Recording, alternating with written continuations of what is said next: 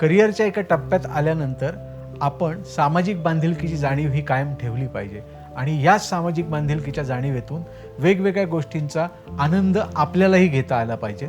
So ह्या आनंदासाठीच क्रिसंट mutual fund distributor private लिमिटेडने केलेली सुरुवात म्हणजे single parent day. Single parent day celebrate करण्याचं क्रिसंटचं हे तिसरं पर्व, तिसरं वर्ष असं म्हणू शकतो आपण याला.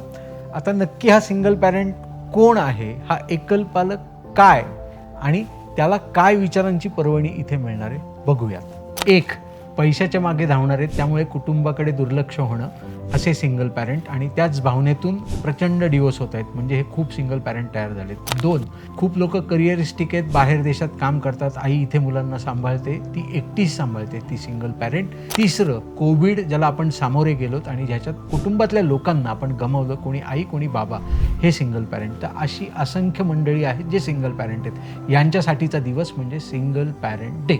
21 मार्च रोजी सिंगल पॅरेंट डे प्रत्येक सिंगल पॅरेंटसाठी विनामूल्य क्रिसंट साजरा करत आहे. दुपारी 4:30 वाजता दादासाहेब दरोडे सभागृह, BMCC कॉलेज रोड.